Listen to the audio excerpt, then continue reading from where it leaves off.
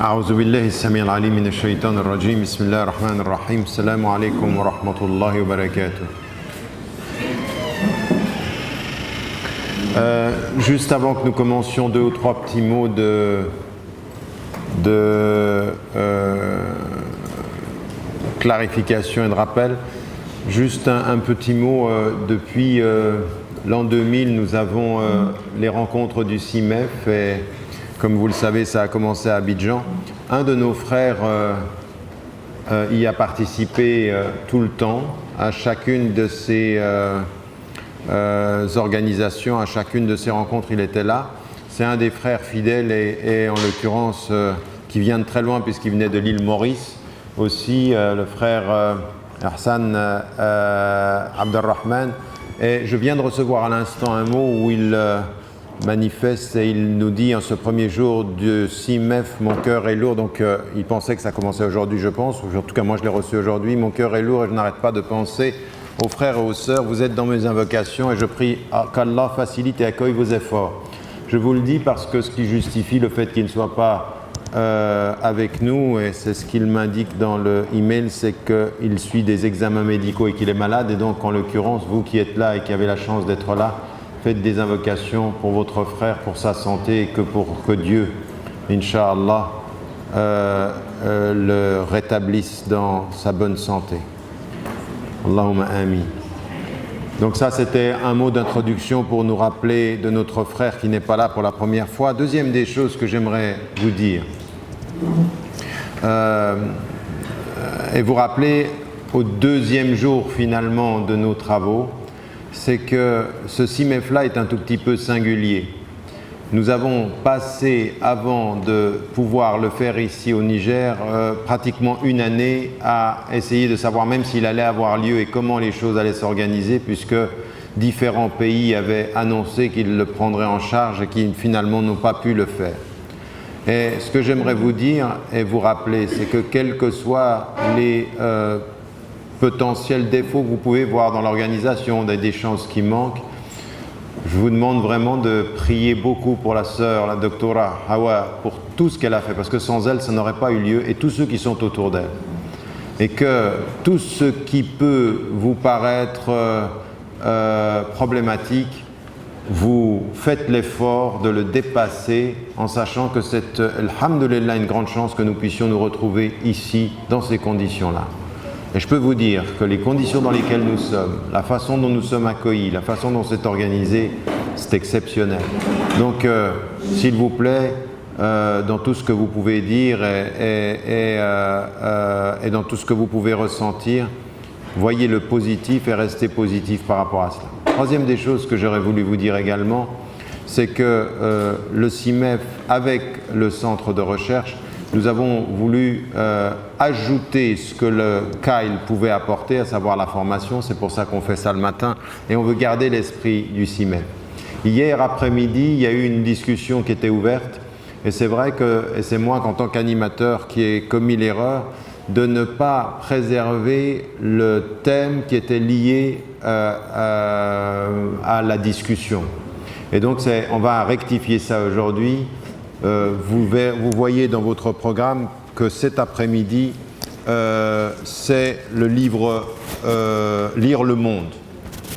Donc, ce qu'on va faire à la lumière des discussions de ce matin, on va organiser le débat en fonction de ce thème-là. Et toutes vos questions cet après-midi, il faut les orienter autour de ces questions qui sortent de la discussion de ce matin. On a deux options. La première option, c'est de garder la plénière et de faire comme on a fait hier avec des questions et on y répond, ou de faire plutôt des ateliers, ce qu'on a toujours organisé au CIMEF, à savoir une question à laquelle il faut répondre et vous êtes en groupe de 15 ou 20 et puis vous discutez de la question, ce qui permet que la parole s'échange, que vous vous connaissiez un tout petit peu. Et donc j'aurais juste voulu savoir, au moment où je vous en parle là maintenant, parce que ça doit commencer à s'organiser dès maintenant, est-ce que vous préférez qu'on garde la plénière qu'on a expérimentée hier ou on fasse la tentative des ateliers pour cette deuxième journée? Alors, quels sont ceux qui sont pour la plénière plutôt? Très bien. Quels sont ceux qui sont pour les ateliers? Bien. Donc la cause est entendue. Je passe directement la parole au Cheikh Shawqi qui va poursuivre la réflexion sur l'ijtihad qu'il avait commencé hier et que je l'ai obligé à couper et à synthétiser eu égard au temps.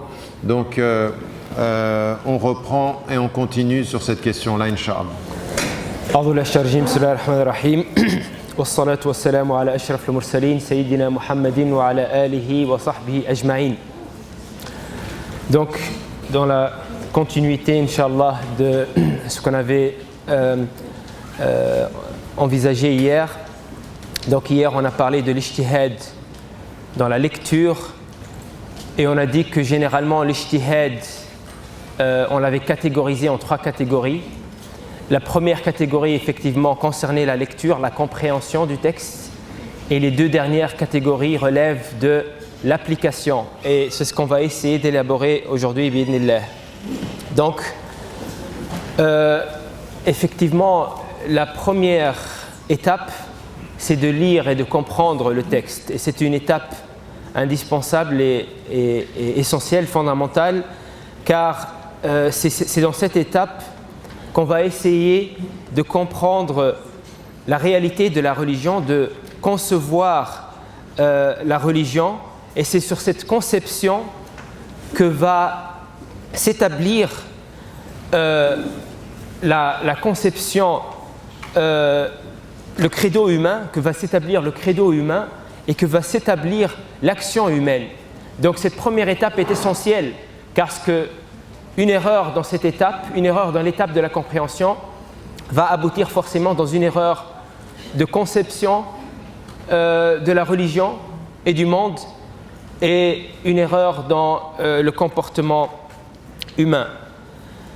Et donc, cette première étape, c'est une étape où on va essayer d'avoir une conception de la religion et cette conception va devenir en quelque sorte un credo. Car cette ijtihad de la compréhension, effectivement, on va comprendre les textes dans plusieurs domaines, dans le domaine du credo, de la aqida, mais dans le domaine de l'action aussi. Mais même cette compréhension qui relève du domaine de l'action, ça va se transformer en un credo. Effectivement, le credo ici peut être immuable dans le sens où ce credo-là ne peut pas être remis en cause, mais ça peut être un credo aussi qui est un credo qui est relatif et qui peut être remis en cause.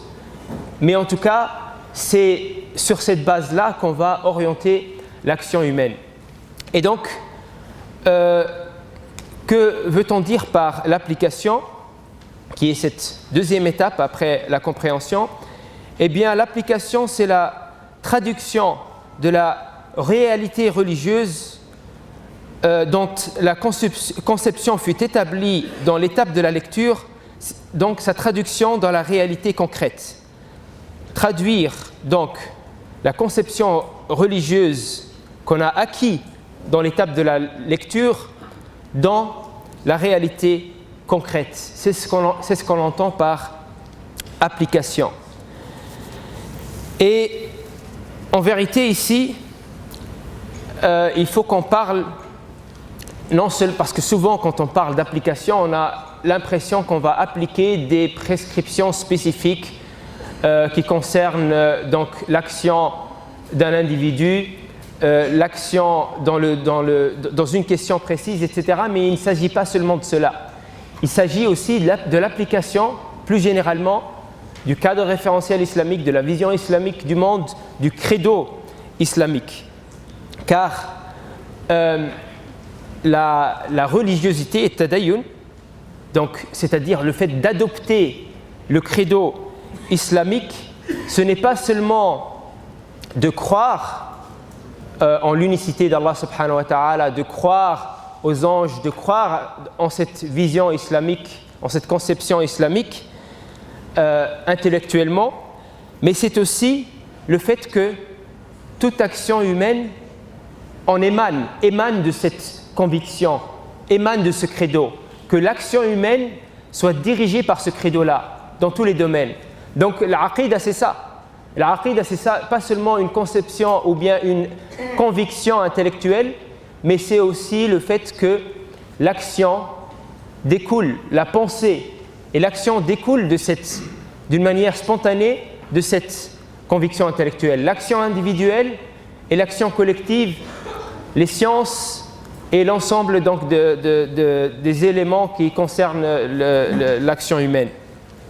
Et donc, la dérive dans la aqida, ce n'est pas seulement la dérive sur le plan intellectuel, où on va tomber dans le shirk, où on va tomber dans la superstition, etc.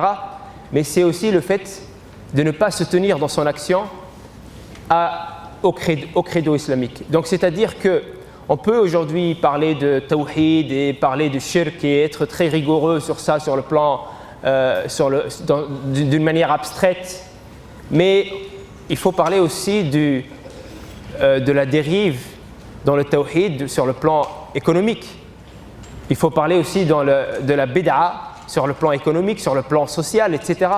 Donc, souvent aujourd'hui, ceux qui parlent le plus de tawhid sont ceux qui comprennent moins la portée que le tawhid peut avoir sur l'action humaine. Car, comme j'ai dit, ce n'est pas seulement une conviction abstraite, c'est une action concrète qui doit découler de ce tawhid et de cette conception islamique du monde. Et donc, l'application, ce n'est pas seulement, comme j'ai dit, une application de certaines prescriptions qui viennent avec un texte précis dans une action précise et individuelle, mais c'est beaucoup plus que cela, ça va beaucoup plus loin que cela.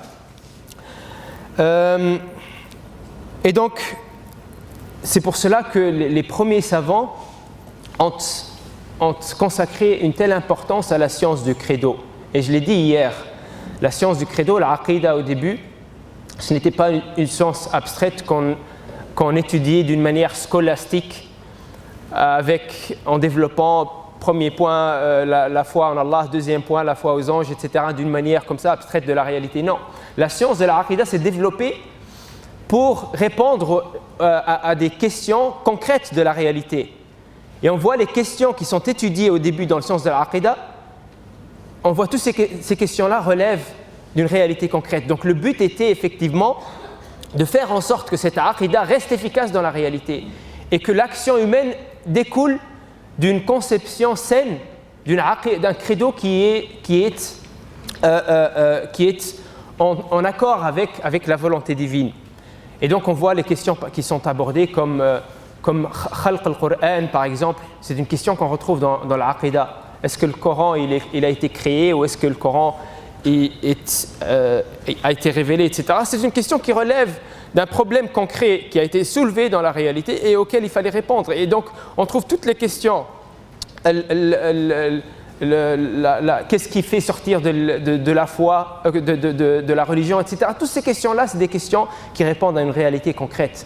Et donc, le but, c'était effectivement de formuler la aqida d'une manière à ce qu'elle reste efficace dans la réalité concrète. Et donc ça aussi, ça relève de l'application. Formuler la aqida pour qu'elle donne ses fruits et pour qu'elle dirige l'action humaine dans tous les domaines, eh bien cela aussi relève de l'application. Et donc il ne faut pas réduire l'application à l'application de certaines, comme j'ai dit, certaines prescriptions spécifiques.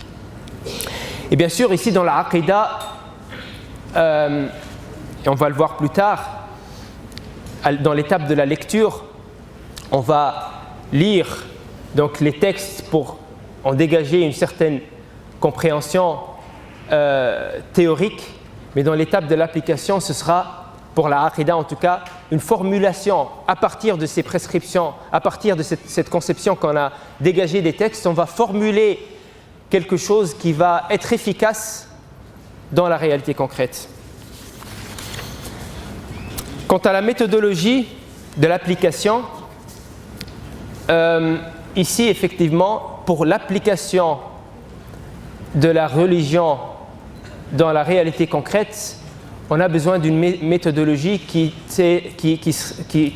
devrait être aussi sophistiquée que la méthodologie, ou même plus sophistiquée que la méthodologie qui va nous servir à lire les textes.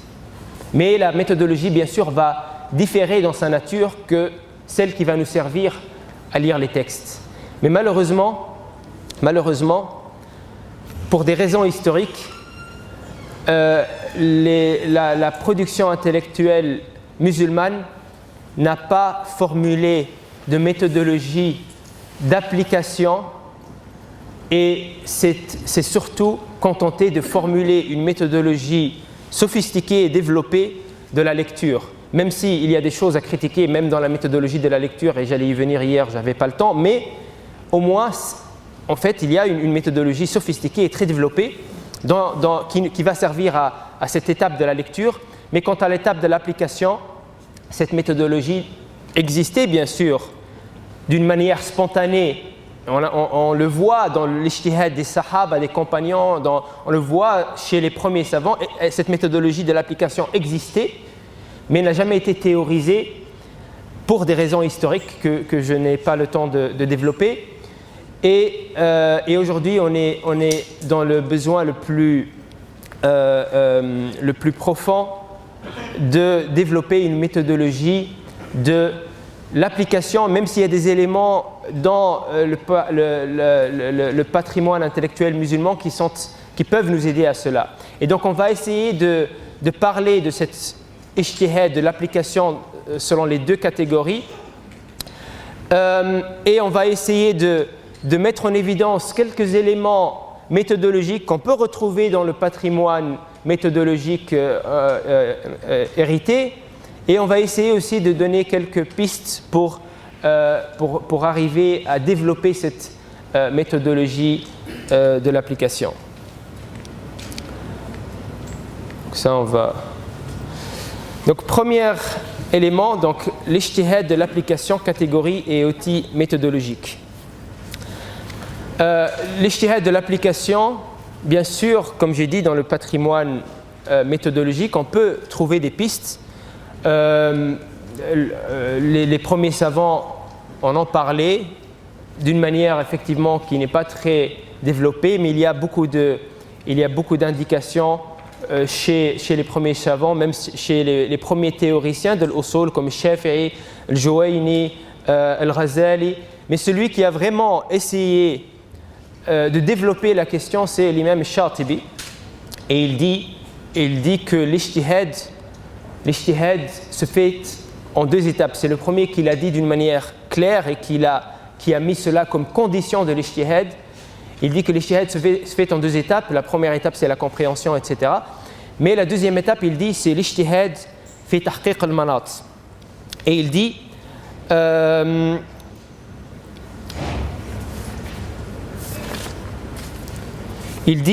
لو فرض ارتفاع هذا الاجتهاد لم تنزل الأحكام الشرعية على الأفعال إلا في الذهن لأنها مطلقات وعموميات.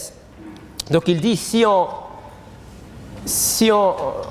ne pourrait pas s'imaginer que ce type d'ijtihad, donc l'ijtihad de l'application, s'arrête. Donc lui, il dit, on peut éventuellement imaginer que l'ijtihad dans la compréhension s'arrête, car les textes sont limités. Mais l'ijtihad de l'application, il dit, ne peut pas s'arrêter. Pourquoi ? Parce qu'il dit, les textes, les enseignements qui sont renfermés dans les textes, c'est des choses absolues et abstraites de la réalité. C'est des choses qui ne concernent pas directement la réalité.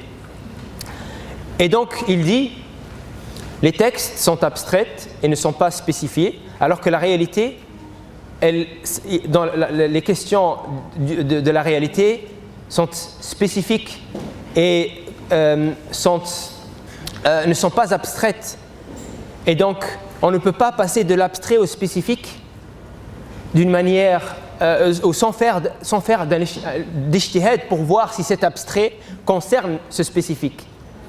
Et donc, il a dit, c'est impossible de s'imaginer que ce type d'ijtihad disparaisse, car dans ce cas-là, la religion ne resterait que, comment il a dit, لم تنزل الأحكام الشرعية على الأفعال إلا في الأذهان. Donc la religion ne resterait que des choses abstraites de l'ordre de l'ordre intellectuel qui ne pourront jamais être établis et concrétisés dans la réalité.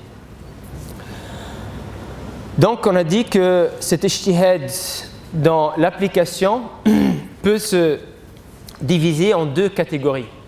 La première catégorie, c'est tahqiq al-manat. Donc ici, on a donné la définition de tahqiq al-manat selon Shatibi, donc cet ijtihad de l'application.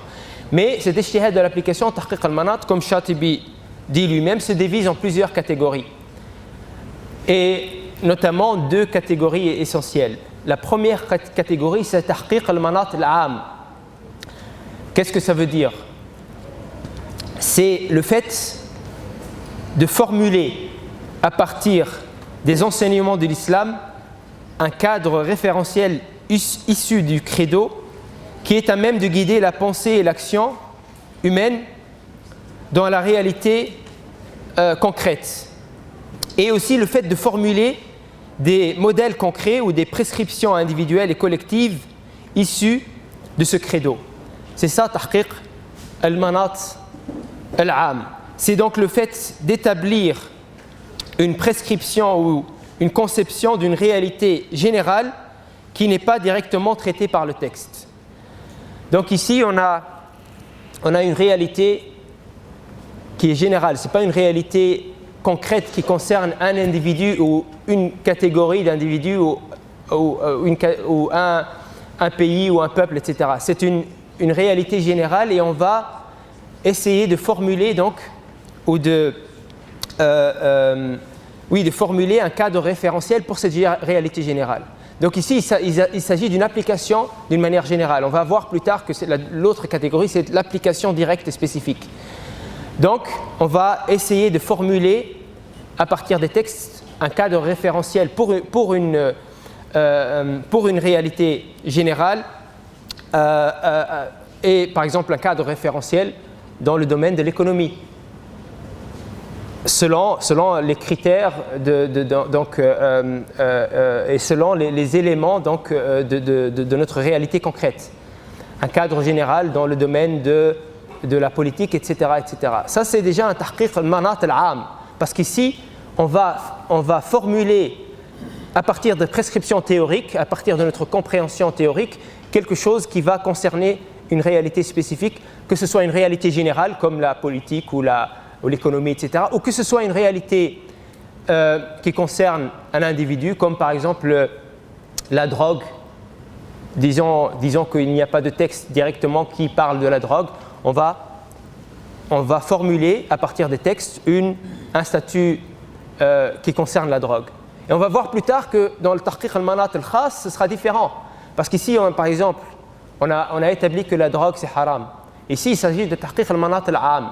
C'est une question générale qui est la drogue. Mais après, dans le tahqiq al-manat al-khas, c'est différent parce qu'ici, il s'agit d'appliquer cette prescription sur un individu particulier. Et peut-être que la chose va être différente. Si on a développé un cadre référentiel concernant la politique, ici il s'agit de tahqiq al-manat al-am, mais si on va essayer d'appliquer ce cadre sur une réalité concrète ou sur un peuple concret ou un pays concret, il s'agit de tahqiq al-manat al-khas. Et Abd al-Majid Najjar, dans son ouvrage très très intéressant Fiqh al-Tadayyun Fahman wa Tanzilan, il compare cela, tahqiq al-manat al-am, au pharmacien qui va développer un médicament pour une maladie, une certaine maladie. Ici, c'est tahqiq al-manat al-am parce que c'est général. Mais après, quand le médecin il va prescrire ce médicament pour une certaine personne, ce sera différent parce que cette personne, peut-être qu'elle ne va pas pouvoir, pour des raisons qui la concernent, elle ne pourra pas donc assimiler ce médicament, etc.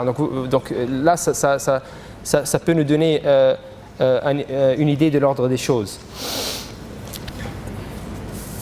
Donc, comme vous l'avez compris, et je le répète, donc c'est dans le tahqiq al-manat al-am, c'est donc le fait d'établir une prescription, une conception d'une réalité générale, pas spécifique à un peuple ou à un individu, qui n'est pas directement traitée par le texte. Et donc ici, on peut se poser la question, quelles sont les éléments qui ne sont pas traités directement par le texte? Et j'ai essayé de suivre, de relever ces éléments-là, et je suis arrivé à quatre choses qui ne sont pas directement traitées par le texte. Première des choses, la formulation du cadre référentiel islamique spécifique aux différents champs de l'action humaine. C'est ce que j'ai dit tout à l'heure. L'islam nous donne un cadre référentiel, une vision du monde, mais cette vision du monde théorique, donc qu'on a acquis à travers la première étape, l'ijtihad de la lecture, pour la concrétiser, il faut un ijtihad de l'application, parce que les textes ne parlent pas, ne nous donnent pas directement de cadre référentiel qui concerne l'action politique ou le champ politique dans notre réalité concrète aujourd'hui. Et donc nous, à partir des données de la réalité et à partir de ce cadre référentiel général qu'on a acquis à travers les textes, eh bien on est tenu de formuler un cadre référentiel qui va diriger l'action politique, parce que le texte n'en parle pas directement. Ça, c'est le premier élément dont les textes ne parlent pas directement. Deuxième élément, les questions concrètes qui tombent sous une catégorie d'actions traitées par le texte. J'ai dit ça hier. J'ai dit qu'une des propriétés ou une des caractéristiques qui relèvent de la nature du texte, c'est que le texte parle de catégories d'actions, mais ne parle pas d'actions concrètes, parle de catégories. Par exemple, j'ai donné l'exemple hier de riba. Le texte parle d'une catégorie d'actions qui s'appelle riba. Mais le texte ne parle pas de l'application concrète, ou bien ne parle pas par exemple de riba qui se trouve dans le prêt bancaire qu'on connaît aujourd'hui. Le texte ne parle pas directement de ça, mais parle de la catégorie riba. Et pour pouvoir savoir si cette transaction concrète qu'on connaît aujourd'hui tombe sous cette catégorie-là, il faut cet ijtihad, parce que le texte n'en parle pas directement. Et donc ça, c'est la deuxième des choses dont les textes ne parlent pas directement. J'ai écrit quelques exemples, je crois. Par exemple, l'établissement du mois, l'entrée du mois, du Ramadan ou des autres mois. Le texte parle d'une catégorie qui est donc l'établissement du mois du Ramadan. Sumu li ru'yatihi wa aftiru li ru'yatihi. C'est une catégorie d'action, mais ne parle pas directement donc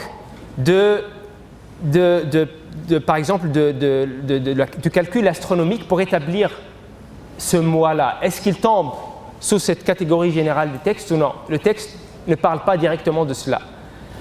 Par exemple, la photographie. Le texte parle d'une catégorie générale qui est taswir, etc. Est-ce que la photographie aujourd'hui, dont le texte ne parle pas, tombe sous la catégorie de taswir ou non? Ça, c'est quelque chose donc, qui relève de tahqiq al-manat al-am, parce que le texte n'en parle pas directement. Et il y a beaucoup d'exemples. Ça, c'est la deuxième des choses dont les textes ne parlent pas directement. Troisième des éléments, c'est les questions qui ne tombent pas. Donc ici, le deuxième élément, c'est des questions qui tombent directement sous une catégorie. Le texte en parle, mais il parle de la catégorie de l'action. Il ne parle pas de l'action directe elle-même. Le troisième élément, c'est que le texte ne parle ni de la catégorie d'action, donc ne parle ni de l'action elle-même, ni de la catégorie. C'est les questions qui ne tombent pas directement sous une catégorie d'action traitée par le texte. Ni le texte en parle de cette question, ni il parle de la catégorie générale de cette question-là. Et là, il faut tahqiq al-manat al-am, parce que le texte, on peut renvoyer cette question au texte, mais pas à la catégorie. On peut la renvoyer aux finalités, on peut la renvoyer aux principes généraux renfermés dans les textes, etc. Et donc, c'est un autre élément dont les textes ne parlent pas directement. Et dernier élément, les moyens nécessaires à la réalisation des finalités de l'islam dont la réalité ne dispose pas. C'est-à-dire que aujourd'hui, pour réaliser les finalités de l'islam, l'islam veut diriger l'action humaine vers l'idéal divin. Et dans la réalité concrète, on a des éléments, des moyens qui peuvent être utiles pour diriger l'action vers l'idéal divin. Il ne s'agit pas de tout effacer pour venir avec l'islam et quelque chose de déjà prêt à l'emploi, parce que l'islam ne vient pas avec les moyens forcément donc pour arriver à l'idéal divin, mais dans la réalité, il y a des choses qui sont déjà là. Mais il y a des choses qui ne sont pas là aussi. il y a les moyens qui sont nécessaires à la réalisation des finalités de l'islam qui ne sont pas là et dont le texte ne parle pas directement. Et donc là aussi, il s'agit de tahqiq al-manat al-'am pour donc essayer de regarder cette réalité-là, de regarder les textes et de voir quels moyens on peut produire, quels moyens on peut introduire dans la réalité pour essayer donc de réaliser cet idéal divin. Et donc c'est ces quatre éléments qui vont à travers lesquels tahqiq al-manat al-'am, ce type d'ijtihad va être fourni ou va être développé.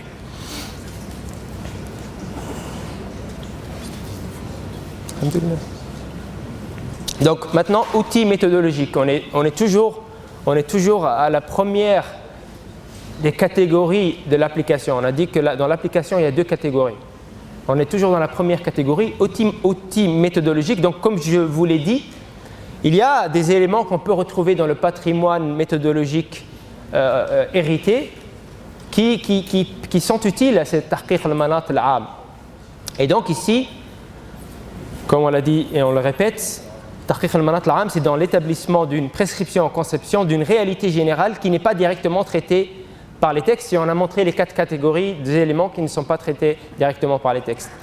Et on peut trouver ici des outils méthodologiques dans le patrimoine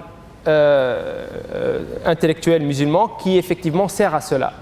Et ici, il s'agit notamment des preuves rationnelles. Vous savez que dans le usul, il y a donc les preuves ou l'adilla, certains appellent cela le masadir. Et donc il y a les preuves textuelles ou scripturaires et il y a les textes rationnels. Les preuves scripturaires sont le Coran, le Sunnah, l'Ijma' wa shara' man qablana. Donc le Coran c'est clair, c'est scripturaire. La Sunnah c'est clair aussi. L'Ijma', le consensus, c'est scripturaire. Pourquoi? Parce que s'il y a consensus des savants, forcément ça revient à quoi? Ça veut dire qu'il y a un texte explicite, clair, immuable. En vérité, il n'y a pas d'exemple concret d'un vrai consensus qui a été fait par les savants qui n'est pas basé sur un texte clair. Donc, le consensus revient au texte. J'ai dit la quatrième preuve, qui est une preuve scripturaire aussi, c'est shara' man qablana, la législation de ceux qui nous ont précédés. Pourquoi? Parce que cette législation, elle est renfermée dans le Coran et le Sunna. Parce que les savants, ceux qui acceptent cette preuve, disent qu'elle doit être confirmée par le Coran et le Sunna. Elle ne doit pas être en contradiction avec donc la charia de l'islam, etc., etc. Donc ça, c'est les preuves scripturaires. Mais les preuves scripturaires, comme j'ai dit, ça concerne surtout l'ijtihad de la lecture. Et l'ijtihad de tahqiq al-manat al-'am, c'est les preuves rationnelles. C'est les preuves rationnelles comme l'istishab. L'istishab qui est dont fait partie la permission originelle. L'istishab, c'est de considérer ce qui était donc l'état initial de la chose. Et donc, par exemple, l'ibah al-asliya qui fait partie de l'istishab, qui est la permission originelle, eh bien, c'est que toute chose est permise tant qu'il n'y a pas de preuve du contraire. Et ça vient des textes. Toute chose est permise tant qu'il n'y a pas de preuve du contraire. Et ça fait partie des preuves rationnelles. Et donc, quand on va faire tahqiq al-manat al-'am et on va regarder la réalité, eh bien, on va considérer que cette réalité-là, elle est acceptée par l'islam tant qu'il n'y a pas de preuve du contraire. Mais je ne veux pas trop développer parce que je n'ai pas beaucoup de temps, mais comme disent les savants, al-mubah la yakunu 'adatan illa mubahan bil-juz. La permission, le mubah, est en vérité une permission si on considère la question d'une manière abstraite. Mais sinon, si on considère tout ce qui le mulabasat, tout ce qui vient avec, ça va forcément être obligatoire ou ça peut être interdit, etc. Et je vous donne un exemple tout simple, le fait de se nourrir. Les savants disent c'est mubah, c'est autorisé de se nourrir. Mais en vérité, si on considère tout ce qui va avec, eh bien le fait de se nourrir, c'est obligatoire en vérité. Si on considère hifz al-nafs, etc., si on considère le fait de ne pas se nourrir jusqu'au point de s'affaiblir, etc., etc. Donc, seulement pour vous dire que le mubah, effectivement, se met dans un cadre. Le mubah ne peut pas se limiter à la question spécifique, mais doit se mettre dans un cadre beaucoup plus global pour pouvoir en dégager la nature. Donc, il y a toutes ces preuves rationnelles. Il y a le maslaha aussi. Le maslaha qui est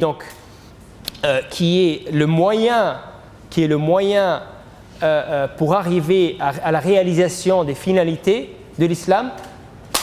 Donc, parce qu'on parle de al-maslaha al-mu'tabara ou al-maslaha al-mursala ou al-maslaha al-mulghat, mais il faut comprendre que des fois on parle d'un moyen ou bien al-maslaha c'est l'intérêt, on parle d'un intérêt annulé par l'islam. Mais en vérité, il faut bien comprendre que ce n'est pas l'intérêt qui est annulé par l'islam, c'est le moyen. Parce que tout intérêt est islamique. Tout intérêt de l'humain est islamique. Ça n'existe pas un intérêt qui n'est pas islamique. Mais c'est le moyen à l'intérêt qui peut être annulé par le texte. Par exemple, les savants disent l'alcool, c'est maslaha mulghat. C'est un intérêt annulé par le texte. Mais en vérité, le maslaha qui se trouve dans l'alcool, ce n'est pas annulé. Le maslaha qui se trouve dans l'alcool, le commerce par exemple, ou le fait de rigoler un bon coup et se divertir, c'est contre l'islam? Non, c'est un intérêt mu'tabar, maslaha mu'tabara. Mais qu'est-ce qui est annulé ici? C'est le moyen vers cette maslaha. Donc c'est le moyen qui est annulé. Et donc ici le maslaha, comme vous l'avez compris, c'est donc les moyens qui vont réaliser l'objectif de l'islam. Et donc ici aussi c'est un outil rationnel. On va étudier les questions du concret pour voir si c'est un moyen effectivement pour réaliser la volonté divine qui va diriger l'humain vers la volonté, vers l'idéal divin. Et on va en parler tout à l'heure. Ici, c'est un outil très intéressant parce que ça va nous permettre de regarder ce qui se trouve dans la réalité pour voir est-ce qu'effectivement ça va nous diriger vers l'idéal divin, mais ça va nous permettre aussi, normalement, ça devrait nous permettre aussi d'être créatifs et de venir avec des masalih, des outils, des moyens qui vont nous ramener à l'idéal divin. Et la même chose pour l'urf. L'urf, on va regarder la réalité pour voir si cette réalité-là est utile dans la réalisation de l'idéal divin. La même chose pour le qiyas, et on a ici le qiyas. Donc on a ici plusieurs types de qiyas. On a qiyas shumul, qui est donc le fait d'avoir un principe général et de ranger une réalité concrète sous un principe général. On a qiyas et tamthil, etc. On n'a pas le temps de développer tout cela. Mais en tout cas, c'est des éléments effectivement qu'on retrouve dans le patrimoine et qui peuvent être très utiles à cette ijtihad de tahqiq al-manat al-'am, mais il faut un travail pour développer cela et pour en faire une méthodologie à part entière. Parce que malheureusement ces outils-là ont été utilisés non pas comme outils pour effectivement faire ce travail d'application, mais ont été utilisés comme outils pour évaluer la réalité, pour dire halal ou haram, mais non pas pour diriger, comme j'ai dit, la réalité vers l'idéal divin.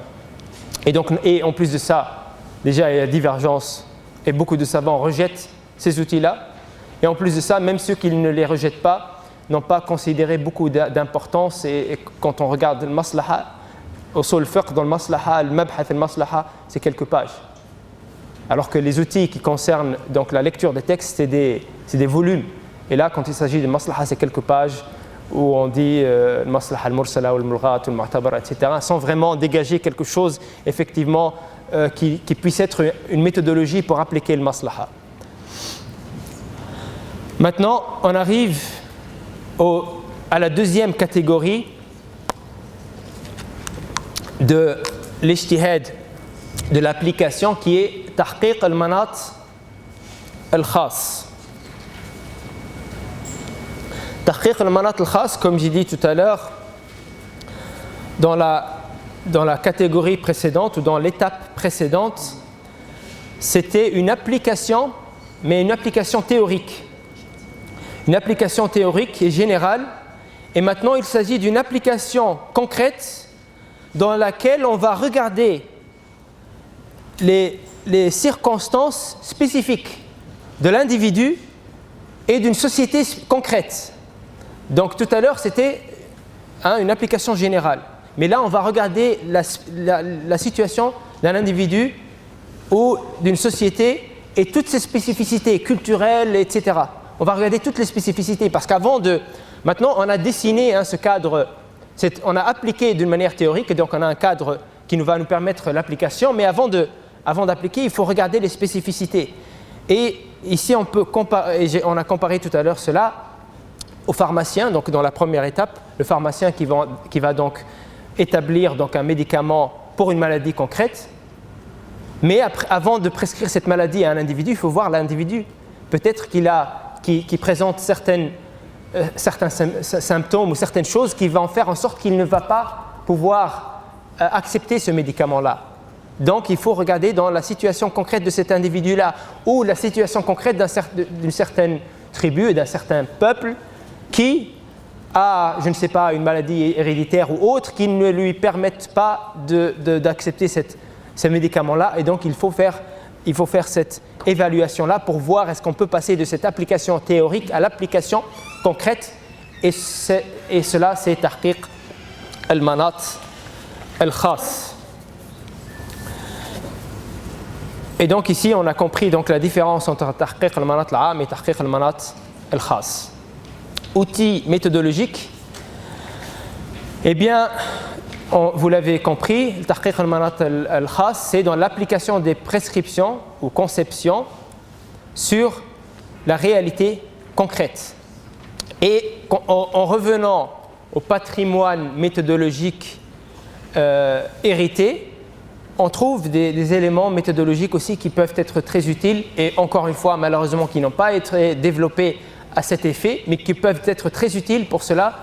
Et on retrouve par exemple l'ahkam al-wad'iyya, les prescriptions corrélatives.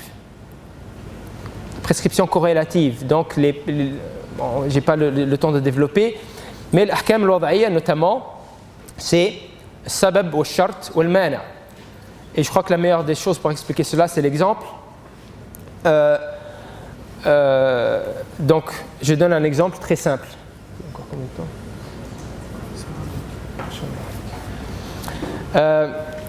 L'exemple de la zakat. Donc ici, on va essayer d'illustrer à travers l'exemple de la zakat les trois étapes, la compréhension. Ou bien on va essayer d'illustrer ces trois éléments-là, sabab wa shart wal mana'. Donc on a la zakat. La prescription de la zakat, si on étudie les textes d'une manière abstraite, donc l'ijtihad de la compréhension, on va arriver à la conclusion qu'effectivement la zakat est obligatoire, etc. Maintenant, en arrivant à l'application concrète, si quelqu'un me demande si la zakat est obligatoire pour lui, je ne peux pas me contenter de dire oui, Allah a rendu obligatoire la zakat, etc. Non, il faut que je regarde dans sa situation concrète à lui. Et donc, il y a ces trois étapes-là. Sabab, c'est la raison d'être de la zakat, la raison pour laquelle la zakat a été établie. Et les savants disent que sabab huwa al-amr, sabab al-'illa, donc il y a une différence, je n'ai pas le temps de l'établir. Huwa al-amr alladhi ja'ala ash-shari' wujuduhu علامة على وجود الحكم وعدمه علامة على عدم الحكم. La raison, sabab ou la raison d'être, c'est la chose dont l'islam, dont la présence est un signe de la présence de la prescription et l'absence est un signe de l'absence de la prescription. Et ici donc, pourquoi la zakat fut-elle établie ? Elle fut établie en tant que droit du pauvre, donc ça c'est la hikmah, le droit du pauvre sur l'argent du riche. Et donc, sabab pour que la zakat soit donnée, c'est le ghina, c'est la richesse. Et le signe ici de la richesse qui a été établi par Sharia, c'est boulour al-nisab. C'est qu'on ait atteint le seuil minimal. Donc le seuil minimal se compte selon 85 grammes d'or, et donc ça va changer selon le cours de l'or. Et donc je vais d'abord regarder dans ce cas précis, est-ce qu'il est riche, est-ce qu'il a le nisab. Donc ça passe premièrement par sabab. Donc c'est un filtre qui va à travers lequel je dois passer donc, en revue la réalité spécifique de cette personne pour voir est-ce qu'il est redevable de la zakat ou non. Donc sabab, est-ce qu'il a le nisab, est-ce qu'il a le seuil minimal. Puis c'est pas fini, il a le seuil minimal, ça ne veut pas dire automatiquement qu'il va payer la zakat. Il y a shart, la condition. La condition pour qu'on paye la zakat, c'est qu'il y ait une année lunaire qui soit passée. Donc il possède ce nisab durant toute une année lunaire. Et donc il faut voir dans ce cas précis, est-ce qu'il possède ce nisab depuis une année lunaire ou non. C'est une des conditions. Il y a beaucoup de conditions. Donc il faut voir ces conditions-là dans ce cas précis. Puis le mana', c'est l'obstruction. Donc le fait qu'il possède le nisab et le fait qu'il le possède depuis une année ne va pas automatiquement ramener au fait qu'il doit payer la zakat. Ici, il faut voir aussi, est-ce qu'il n'y a pas d'obstruction au fait que cette personne paye la zakat. Et cette obstruction peut être plusieurs choses. Par exemple, cette personne, ok, elle a le nisab et ça fait une année qu'elle l'a, mais elle est endettée. Elle est endettée et cette dette recouvre le nisab, par exemple. Dans ce cas-là, elle ne paye pas. C'est une obstruction à la zakat. Et les obstructions peuvent être des choses innombrables. Al-darura, par exemple. La nécessité. La nécessité peut faire en sorte que, eh bien, pour ce cas précis, la prescription n'est pas appliquée. Quelqu'un qui est en état de détresse et qui ne trouve qui va mourir de faim, qui ne trouve que de la viande de porc, il a le droit de manger du porc, etc. Donc ici, al-darura, ça peut être une obstruction. Une autre obstruction peut être le haja. Le haja, c'est le besoin. Et ici, le besoin peut être, si le besoin il est collectif, comme disent les savants, eh bien il a le même degré que al-darura. Si le besoin touche l'ensemble de la communauté, eh bien il rend licite ce qui est illicite. Et les savants disent, j'ai un peu de temps de développer. J'ai encore 2 minutes et je vais essayer de développer cette question de nécessité et de besoin. Les savants disent que donc il y a des choses qui sont wajib ou muharram maqsadan, donc des choses qui sont obligatoires ou qui sont interdites en soi. Par exemple, l'alcool est interdit en soi. Et donc les savants disent ce qui est interdit en soi ne peut être autorisé qu'en cas de nécessité. Et la nécessité, c'est quoi? C'est que sans cette chose-là, cette chose est essentielle. Pourquoi? Les savants disent, sans cette chose-là, je vais mourir, ou je vais perdre un membre de mon corps, ou je vais être dans une difficulté énorme. Mais en vérité, il convient de renvoyer ça au cadre général, référentiel de l'islam, à cette vision islamique du monde, et de dire que la nécessité, c'est une chose qui est essentielle à l'accomplissement de l'objectif pour lequel je fus créé. Sans cette chose-là, je ne peux pas accomplir l'objectif, ou je ne peux pas, ou ça va être en tout cas presque impossible. Pourquoi je dis ça? Parce que si on limite ça seulement à l'aspect physique, sans ça je vais mourir, etc., eh bien on va exclure beaucoup de choses qui sont des daruriyat. La salat par exemple. Est-ce que sans la salat je vais mourir? Non. Mais sans la salat, est-ce que je peux accomplir l'objectif pour lequel je fus créé? Non. Donc salat c'est daruriyat. Et c'est pour ça que je préfère définir par daruriyat les choses sans lesquelles l'objectif pour lequel on fut créé devient impossible ou presque impossible. Et donc, Ici, s'il y a une chose indispensable dans la réalisation de mon objectif, eh bien, et une chose qui est interdite, l'interdit devient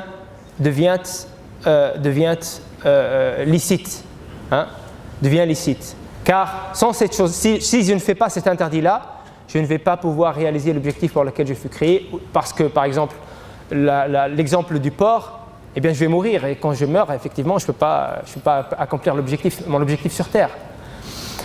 Donc ça, les savants disent donc, les choses qui sont interdites en soi deviennent autorisées en cas de quoi? En cas de nécessité. Et les choses qui sont interdites, non pas en soi, mais parce que c'est un moyen à l'interdit, parce que dans l'islam, pas toutes les prescriptions sont du même ordre. Il y a des choses qui ne sont pas autorisées ou bien obligatoires en soi, mais parce que ça nous aide à accomplir l'obligatoire. Il y a des choses qui ne sont pas interdites en soi, mais parce que ça peut ramener à ce qui est interdit en soi. Par exemple, l'alcool est interdit en soi, comme j'ai dit tout à l'heure, mais le fait de le produire ou le fait de le transporter ou le fait de s'asseoir à une table où l'alcool est servi, etc., ce n'est pas interdit en soi. Le fait de le vendre, ce n'est pas interdit en soi, mais c'est interdit parce que ça ramène à l'interdit en soi, qui est le fait de le boire. Et donc ici, cet interdit, parce que c'est un moyen à l'interdit, peut devenir autorisé non pas en cas de nécessité, mais en cas de besoin. Et le besoin, c'est quoi? C'est sans cette chose-là, je peux accomplir l'objectif de ma création, mais il y a une gêne et une difficulté qui vient s'installer dans cet accomplissement. Et il y a beaucoup d'exemples de cela à l'époque du prophète sallallahu alayhi wa sallam. Par exemple, le zina, la fornication, est interdit en soi. Mais tout ce qui ramène à la fornication, le contact physique, etc., c'est interdit parce que c'est un moyen qui peut ramener à zina. Et on voit à l'époque du prophète sallallahu alayhi wa sallam où les femmes des compagnons traitaient les malades, les blessés de guerre, donc qui les touchaient, elles voyaient leur corps, etc. Ça, c'est interdit parce que ça peut être un moyen qui ramène. Mais ici, il y a un besoin de traiter ces malades, etc. Et donc, c'est autorisé. Donc, le fait d'aller chez le médecin et même pour une femme de se découvrir devant le médecin, car c'est un besoin de se guérir, même si on ne le fait pas, peut-être on peut accomplir l'objectif, mais il y a peut-être une gêne qui va s'installer, une difficulté. Mais ça devient autorisé parce que ce qui est interdit, car c'est un moyen à l'interdit, devient autorisé en cas de besoin, et ça rejoint donc le mani'. Et le mani', ça peut être beaucoup de choses. Ça peut être le mashaqqa, comme j'ai dit, la gêne. Ça peut être l'ikrah, la contrainte. Ça peut être le adam al-qudra, le fait qu'on n'arrive pas à faire une chose. Ça peut être le fait que si on applique cette chose-là, son objectif ne va pas être réalisé. Ça peut être une obstruction aussi. C'est-à-dire qu'on a la prescription le texte qui nous dit de faire une chose, mais en regardant la réalité, si on fait cette chose-là, son objectif ne va pas aboutir. Ou son objectif, ici il y a autre chose, le ma'al. Le ma'al, c'est les conséquences vont être plus fâcheuses que positives. Et donc ici, on ne l'applique pas aussi. Il y a beaucoup d'exemples que j'ai écrits et qu'on peut retrouver dans l'action du prophète et dans l'action des compagnons qui illustrent tout cela. Et il y a beaucoup d'autres choses qui rejoignent le mani'. Tout cela pour vous dire qu'effectivement, il y a des outils qui peuvent être dégagés dans l'action du prophète et des compagnons et dans le usul, mais encore une fois, il faut... tout cela est utile, mais il n'y a pas de méthodologie dans l'application qui peut être considérée comme une méthodologie à part entière et globale, holistique, qui considère non seulement la dimension individuelle, mais la dimension collective et en vérité, dans l'autre intervention, dans l'ijtihad créatif, on va pouvoir développer plus en profondeur pour voir d'éventuels horizons pour arriver à une méthodologie qui serait une méthodologie qui serait à même effectivement de nous permettre de passer de l'abstrait et du théorique à l'application pratique. Wallahu a'lam wa ahkam wa akhiru da'wana alhamdulillahi rabbil alamin.